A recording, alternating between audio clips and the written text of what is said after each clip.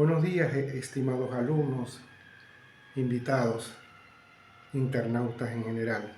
En esta oportunidad quisiera hablarles del significado y alcance de la palabra educación. En su significado etimológico, la educación viene de dos palabras latinas, educare y educere. Educare se refiere a conducir, llevar, nutrir al estudiante. Y educere se refiere a extraer del ser estudiantil toda su potencialidad, aunque esto está mediado por la vocación, la motivación y los intereses de los alumnos. No es que se va a sacar todo el potencial del alumno, sino que tiene que ver con la necesidad de lograr el crecimiento y el desarrollo de los alumnos dependiendo pues de sus cualidades y de lo que él quiere hacer también. Ahora, es a partir entonces de este doble criterio o definición de educación donde se va a conformar de todo un largo proceso histórico el proceso de enseñanza y aprendizaje. Ambos requieren tecnologías educativas muy específicas. Por ejemplo, el proceso de enseñanza que lo lleva el maestro, la maestra, el profesor, la profesora, requiere una tecnología y una didáctica específica en dos sentidos. En el primer sentido, de seleccionar el conocimiento necesario, adaptado en segundo lugar a la edad de los estudiantes. Y el proceso de aprendizaje lo lleva el alumno, guiado por el maestro, donde él va desplegando sus potencialidades poco a poco. ¿Por medio de qué? De la experiencia. Por eso es que a finales del siglo XIX y principios del siglo XX, y todo lo que esta trayectoria ha significado, se conformaron los postulados de la educación activa. ¿Por qué? Porque todo se centra en el alumno. ¿En términos de qué? De libertad, de vitalidad, de creatividad, y lo llevando en su maduración hasta que logre la autonomía, más o menos, según los psicólogos de la educación, entre 18, 20 y 21 años de edad.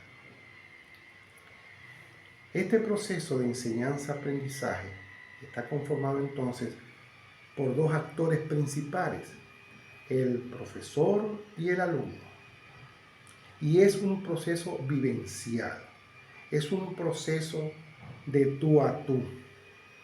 No se puede diferir, no se puede educar por la vía diferida o por la vía del internet. Tiene que ser la educación un acto presencial, un acto comunicacional, un acto vivencial. ¿Por qué? Porque no solamente se pasa conocimiento e información, sino que también en ese proceso va los valores, las actitudes, los comportamientos, los humores. Y solamente el maestro, viendo cómo está disponible el estudiante ese día, él podrá o hacer más énfasis en un aspecto o en otro, y así llevarlo equilibrando hasta lograr el objetivo correspondiente.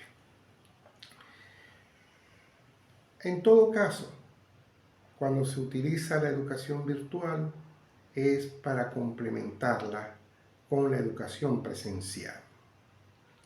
Ahora bien, la educación, como la venimos entendiendo, para desplegar la potencialidad del alumno, tiene que ser diferenciada de varios procesos, porque tienden a confundirse.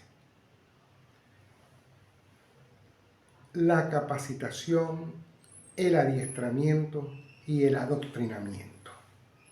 Tanto la capacitación como el adiestramiento tienen que ver con el aprendizaje de una destreza, de un oficio.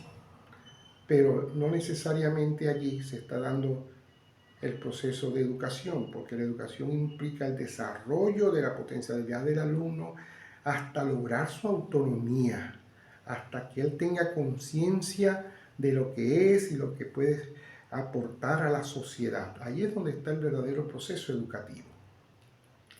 Y por supuesto diferenciarlo del adoctrinamiento, donde el objetivo de esto es pasar un conocimiento lineal, hacer comportamientos mecánicos o solamente que el estudiante aprenda a ver desde una sola óptica y no ver las demás, no complementarlas con los demás, que es, por ejemplo, el adoctrinamiento que se da a nivel político cuando se sostiene que es tal partido, tal ideología, la única buena y verdadera. No, eso no es así.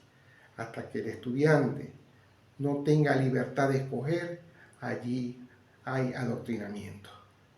Él tiene que tener autonomía hasta comprender las situaciones y comportarse según esta valoración que él hace a nivel de su conciencia.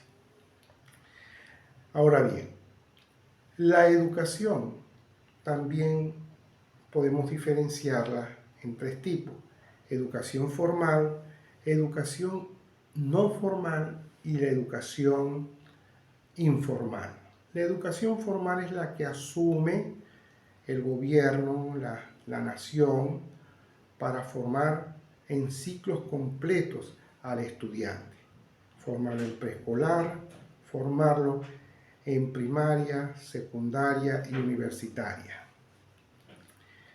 Esto va a ir acompañado siempre de la adquisición de una cultura para la adaptación a la sociedad, una cultura general con algunos conocimientos muy específicos o destrezas específicas como leer, escribir, calcular, que es prácticamente el objetivo de la escuela primaria. Es decir, los conocimientos indispensables para el poder adaptarse a la sociedad.